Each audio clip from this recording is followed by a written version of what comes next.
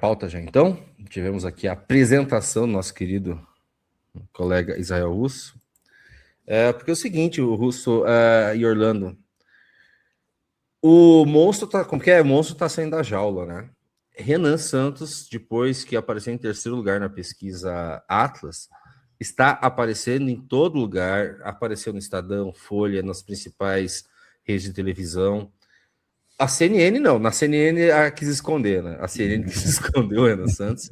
E acabou de sair mais um, né? Não para, assim, posso falar, não para de sair matéria. Tem essa e já tem uma da Infomoney que acabou de sair também. Vamos dar uma olhada nessa aqui, que eu vou pedir uma opinião de vocês. Aqui, ó. Esse projeto eu quero saber a opinião de vocês. Eu vi isso aqui. Tá chamando a atenção esse projeto, o vídeo que ele lançou sobre o projeto também, tá? Eu acho que já deve estar com mais de 500 mil views, que é separar o Rio de Janeiro do Brasil. Você está sabendo dessa proposta, Orlando? Sim, vi essa proposta. Primeiro vamos separar e depois nucar, não é? Como? Qual que é? Eu falei que primeiro vamos separar, depois a gente vai nucar. Deixa eu ver aqui se eu consigo abrir a matéria para a gente dar uma olhada. Aqui, ó. Calma. Paulo Capelli. Caramba. Pré-candidato à presidência promete separar o Rio de Janeiro do Brasil. Pré-candidato Renan Santos defende extinção do estado do Rio de Janeiro como proposta para combater a violência. Vamos lá. Nesse momento, mexendo os pauzinhos aqui, controlando o Renan Santos. Ele quer recriar a Guanabara mística, né? Que existiu entre... Cara, existiu entre 1960 e 75. É recente isso. Eu nem sabia disso.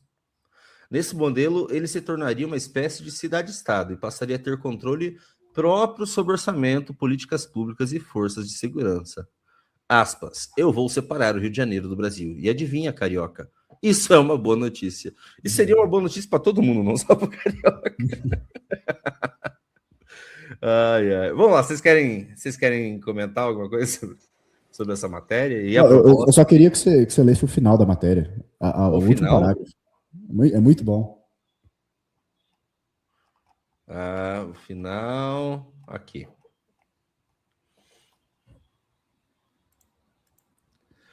O pré-candidato também afirma que, se eleito, pretende utilizar as Forças Armadas como... Não é mais que... A última mesmo. Aqui? O último parágrafo, isso. Mudanças na organização territorial do país exigem aprovação do Congresso Nacional e consulta à população envolvida, conforme prevê a Constituição Federal do Brasil. Era isso? O que você achou da matéria e da proposta? Eu acho que isso tem a ver com tudo que a gente já vem pensando, a gente já vem falando em relação à administração do país, porque nós temos uma grande problemática de como administrar essa conjuntura que não faz muito sentido. Não faz muito sentido. Você tem um país que ele tem duas forças muito grandes, que é a força centrípeta e a força centrífuga. A força centrípeta, obviamente, está puxando toda a concentração de poder para um centro administrativo. E isso aconteceu com Brasília, que é inclusive citado na matéria, o Renan cita também no vídeo, que isso prejudicou demais o Rio de Janeiro, mas não só prejudicou o Rio de Janeiro, prejudicou o Brasil inteiro, porque você tirou uma lógica que existia, que até que funcionava ali de alguma forma, que era uma espécie de reciprocidade entre o centralismo e as capitanias, né, o poder pulverizado no grande e espesso território brasileiro. Isso vem desde a época do Império, por exemplo, que você tinha os senhores de engenho fazendo a manutenção da autoridade, da legitimidade dentro dos seus territórios, dentro das sesmarias.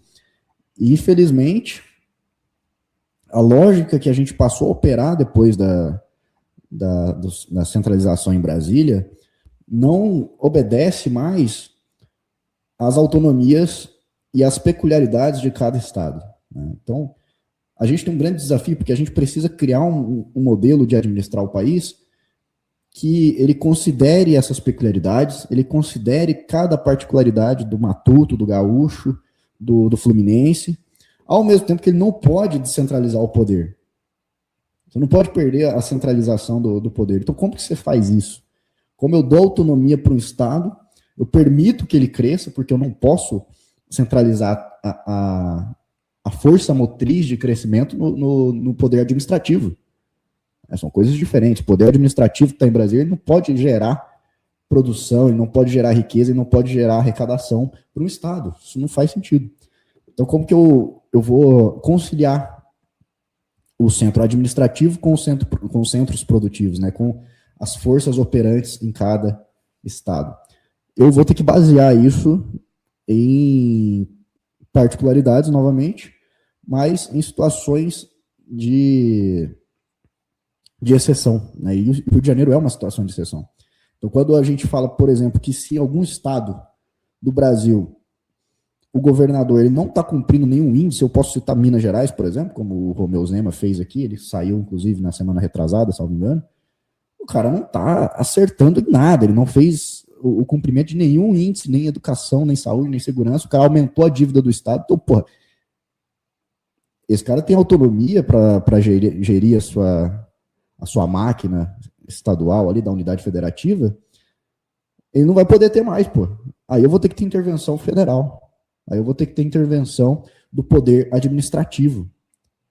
Então, o que a gente imagina, né, dentro de um país, o que eu principalmente imagino? Que a gente tem que ter uma estrutura de federalismo muito próximo do que é os Estados Unidos, no sentido de haver uma autonomia do Estado para ele gerir as suas contas públicas, para ele gerir as suas forças de segurança e até mesmo gerir próprias legislações ali muito mais abrangentes, diferente do que nós temos hoje, diferente de ter uma estrutura inteira legislativa, que é a Assembleia hoje, que só serve para dar cargo para aliado político, né? Então a gente precisa ter uma estrutura real que funcione de governo com autonomia para esses governadores, até certo ponto. Até certo ponto. A autonomia administrativa dele é relativa à capacidade de entrega e de aproveitamento dos seus recursos. Então, na medida que ele entrega resultados, que ele consegue aumentar os seus índices, a sua própria autonomia, a sua própria legitimidade quanto governador, quanto administrador do seu estado, vai se mantendo, ele vai garantindo a manutenção disso, ele vai, inclusive, ampliando essas garantias. Do oposto, ele perde a sua autonomia até o ponto de ter uma intervenção federal. E aí, pensando num cenário mais micro, que o impacto, na verdade, é macro, o Rio de Janeiro ele tem essa mesma lógica. Você separar o Rio de Janeiro, na prática do que o Renan está propondo, é você reconhecer que a administração daquela cidade falhou completamente. Que ninguém consegue resolver aquele nó górdio de milícia com facção criminosa, com político, todo mundo envolvido num grande esquema. A gente está até hoje sem resolver o jogo do bicho. Não tem a menor possibilidade de você acreditar que você vai eleger um prefeito lá e ele vai resolver o problema. O que é necessário é, sim, uma intervenção federal, uma intervenção que vai trazer força militar, forças que são até estrangeiras àquele território, para que para que essas forças não sejam corrompidas, porque eu costumo falar muito bem da Polícia Militar, e principalmente aqui em Minas, que tem 250 anos, é uma instituição de muito respeito. No Rio de Janeiro, ela é extremamente corrompida. Então não tem como você confiar nem nela, você vai precisar de forças exteriores para fazer essa intervenção. E toda vez que você olhar na história em que um líder político se deparou com um grande impasse, como o Júlio César, por exemplo, se deparando com o impasse da revolta dos plebeus, né, contra os patrícios, Otto von Bismarck, são vários exemplos históricos em que o cara ele teve que tomar atitudes drásticas, teve que avançar muitas linhas, e aqui é avançar linhas, e até por isso eu falei para você ler o último parágrafo lá, porque porra, a Constituição vai ficar para trás, meu filho. Ali a gente vai ter que pular muitas etapas e avançar muitas linhas para realmente resolver esse problema. Senão, se não usar medidas mais incisivas ali, de realmente intervenção, botar o exército na rua e separar, ali é um ordenamento jurídico de exceção, de exceção. Se não fizer isso, não tem como resolver isso no agorde. Aí a gente vai ficar só retroalimentando esse sistema. Vai só se introduzir no sistema. E não é isso que a gente quer. A gente não quer fazer parte desse sistema. Nós queremos criar o nosso sistema, né? Então, eu sou a favor dessa separação do Rio de Janeiro nesses termos. Toda saída é uma saída política. Até a guerra é uma saída política exercida por outros meios. Então, sempre há uma saída política para qualquer caso. O caso do Rio de Janeiro não é diferente. Teremos uma saída política de um jeito ou de outro, né? Hoje, quem está ganhando essa guerra é a diplomacia do narcotráfico. A diplomacia do narcotráfico é vencedora na disputa que se desenrola nos dias de hoje. E sim, eu acho que é a viabilidade política. A viabilidade política, ela se constrói também, né? Às vezes, com alguma marretada na parede, você constrói uma viabilidade política.